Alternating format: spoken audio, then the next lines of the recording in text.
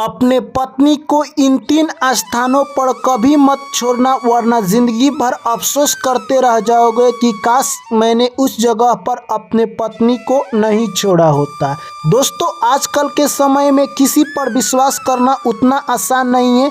कब किसका नियत खराब हो जाए ये कोई नहीं जानता है। दोस्तों, आज की कहानी में हम लोग जानेंगे कि आखिर वो 3 कौन से ऐसे स्थान हैं जहां पर अपने पत्नी को नहीं छोड़ना चाहिए। दोस्तों, कहानी को चालू करें उससे पहले आप लोगों से हाथ जोड़कर गुजारिश है कि आप लोग चैनल को सब्सक्राइब कर लीजिए और वीडियो को लाइक कर दीजिए। एक बार की बात है, भगवान विष्णु बैठे हुए थे, तभी वहां पर गुरु महाराज आते हैं और कहते हैं मेरे मन में कुछ प्रश्न खटक रहा है। तभी यह बात सुनकर भगवान विष्णु कहते हैं कि आपके मन में कौन सा ऐसा प्रश्न खटक रहा है, आपके पास जो भी प्रश्न है आप खुलेआम बताइए। तभी भगवान गुरु कहते हैं कि देखिए भगवान विष्णु, मेरे मन में यही प्रश्न चल रहा है कि आखिर एक पुरुष अपने स्त्री को 3 स्थानों पर क्यों छोड़ देता है जिससे कि वो जिंदगी भर अफसोस करता है। आखिर वो 3 ऐसा कौन सा स्थान है जहां पर अपने पत्नी को नहीं छोड़ना चाहिए। तभी भगवान विष्णु कहते हैं कि देखो, मैं इस प्रश्न का उत्तर बहुत आसान तरीका से बता सकता हूँ, परंतु मैं एक कहानी के माध्यम से समझाना चाहता हूँ, इसलिए तुम मुझसे पहले वादा करो कि कहानी को पूरा सुनोगे। तभी गुरु भगवान कहते हैं कि ठीक है, आप कहानी को शुरू कीजिए, मैं कहानी को पूरा सुनूंगा। दोस्तों, जो भी मेरे प्यारे साथी भाई एवं बहन अगर कहानी को पूरा सुनते हैं तो उनके घर माता लक्ष्मी का वास होता है, और जो भी प्यारे साथी भाई एवं बहन कहानी को पूरा नहीं सुनते हैं उनके घर यानी कहे तो सुख शांति नहीं रहती है। इसलिए जब भी दोस्तों कोई भी प्रसंग और भगवान की कथा हो तो उसे पूरा सुनना चाहिए।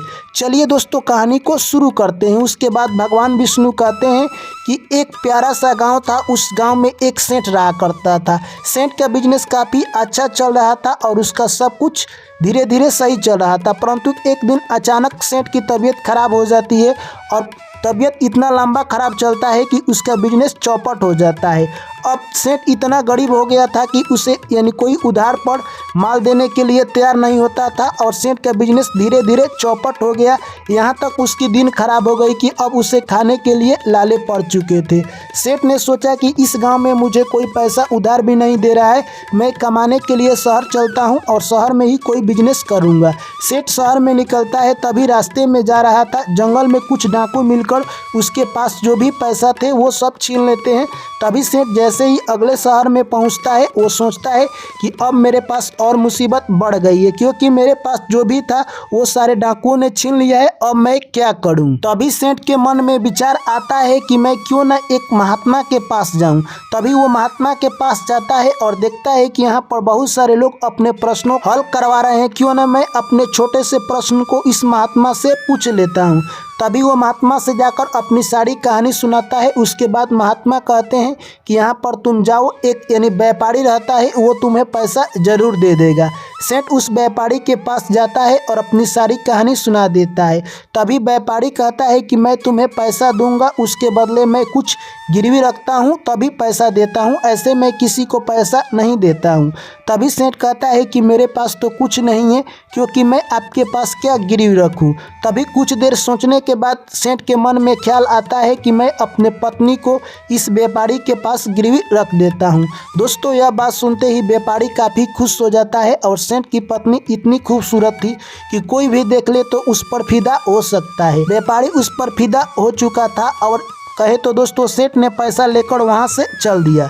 व्यापारी उसको यानी सेठ की पत्नी को अपने घर में रखता है और जैसे ही रात्रि के 12 बजते हैं उसके कक्ष में प्रवेश करता है। तभी सेठ की पत्नी कहती है कि आप मेरे साथ क्या करने वाले हैं, आप मुझे भगवान के भरोसे छोड़ दीजिए।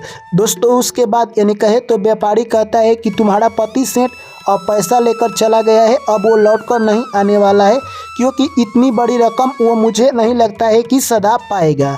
दोस्तों, उसके बाद यानी कहे तो जो यानी सेठ था वो किसानों से चावल खरीदता है कम दाम पर और शहर में ले जाकर महंगे दाम पर बेच रहा था। इस तरह से कुछ दिनों में 50 गुना मुनाफा कमा लेता है और अगले दिन व्यापारी के पास पहुंच जाता है और कहता है कि आप अपना पैसा ले लीजिए और मेरे पत्नी को जो गिरवी रखे थे वो दे दीजिए। तभी वो व्यापारी कहता है कि आप मुझे क्षमा कर दीजिए, आपकी पत्नी का तबीयत बहुत तेज खराब हो गई थी आज से 2 माह पहले और इस दुनिया को छोड़कर वो स्वर्गवास सिधार गई है। यह बात सुनकर व्यापारी कहता है कि चलिए कोई बात नहीं है, मेरी पत्नी थी, अगर आपके पास रहती या हमारे पास अगर ऐसा होना था तो वो कहीं पर भी हो सकता है, परंतु आप अपना पैसा ले लीजिए जिससे मेरे मन हल्का हो सके कि मैंने जिसको पैसा लिया था उसका कर्जा चुकता कर दिया है। दोस्तों उसके बाद व्यापारी कहता है कि मैं आपका पैसा नहीं ले सकता हूं क्योंकि मैं आपका धरोहर नहीं लौटा रहा हूं, तो आपका पैसा लेना नहीं बनता है। दोस्तों उसके बाद यानी कहे तो सेठ वहां से मन उदास होकर चल देता है अपने घर को। तभी रास्ते में फिर उस महात्मा से मुलाकात होती है और अपने महात्मा से सारी कहानी सुना देता है। तभी महात्मा कहते हैं कि तुम जाओ राजा के पास, राजा जरूर न्याय करेगा। राजा के पास जाकर कहता है कि हे महाराज, आप मेरे साथ एक अन्याय हो रहा है, उसका आप न्याय जरूर कर दीजिए। अपना सारा कहानी बता देता है। उसके बाद राजा कहे तो उस व्यापारी को अपने राज दरबार में बुलाते हैं और कहते हैं क्या तुम इसके कन्या को गिरवी रखे हो। तभी वो व्यापारी कहता है कि हाँ महाराज, के कन्या को गिरवी रखा था, परंतु तबीयत खराब हो जाने के कारण वो स्वर्ग को सिधार गई है, अब मैं कहाँ से लौटाऊँ। तभी दोस्तों राजा यानी कहे तो उस सेठ को समझा बुझाकर फिर से वापस लौटा देते हैं। तभी वो महात्मा के पास फिर जाता है और महात्मा कहते हैं कि मुझे तो इतना यानी विश्वास नहीं हो रहा है कि राजा इतना बुद्धू है। जाकर तुम राजा से एक बार फिर से बोलना कि तुम एक दिन के लिए राज पर किसी और को बैठने दो, उसके बाद बता दूंगा कि कैसे न्याय होता है। तभी वो सेठ राजा के पास जाता है और जाकर सारा बात बता देता है। तभी दोस्तों यानी कहे तो वो राजा कहता है कि ठीक है, अगर एक दिन किसी के राजा बनने से अगर तुम्हारे को न्याय मिल जाता है तो अच्छी बात है। दोस्तों उसके बाद महात्मा जाते हैं और राजा बन जाते हैं और उसके बाद उस व्यापारी को बुलाते हैं और कहते हैं कि तुम्हारे पास क्या सबूत है कि यानी इसकी पत्नी का देहांत हो चुका है। तभी वो कहता है कि देख लीजिए ये डॉक्टर है जो कि इसकी दवा कर रहा था।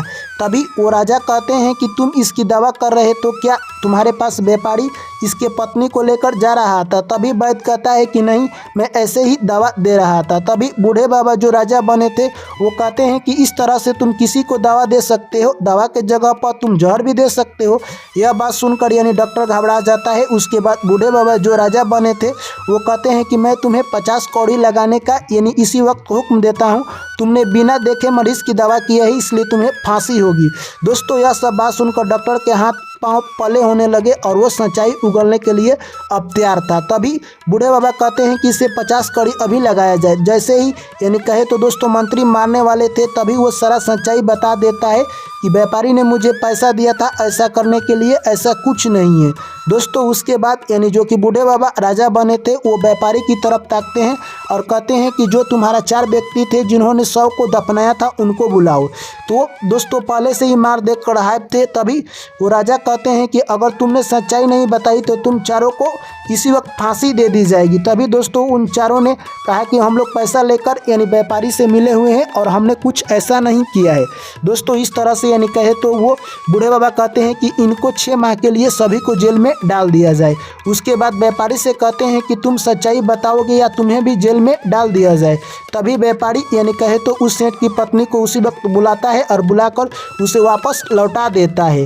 तभी दोस्तों यह सब देखकर राजा दंग रह जाते हैं और कहते हैं कि हे महात्मा, आपने जो न्याय किया इसका मैं कल्पना भी नहीं कर सकता हूँ, आपके चरणों में 100 बार नमन करता हूँ। दोस्तों इस तरह से उसके बाद साधु बाबा कहते हैं कि देखो, कभी भी तुम्हारी परिस्थिति चाहे कितनी भी खराब हो जाए, इन 3 लोगों के पास अपने पत्नी को नहीं छोड़ना चाहिए। जब तुम्हारी पत्नी का तबीयत खराब हो जाए तब उसे छोड़कर नहीं जाना चाहिए, क्योंकि शादी के समय तुमने वादा किया था कि सुख दुख में मैं तुम्हारे साथ रहूँगा, परंतु तुमने ऐसा क्यों किया।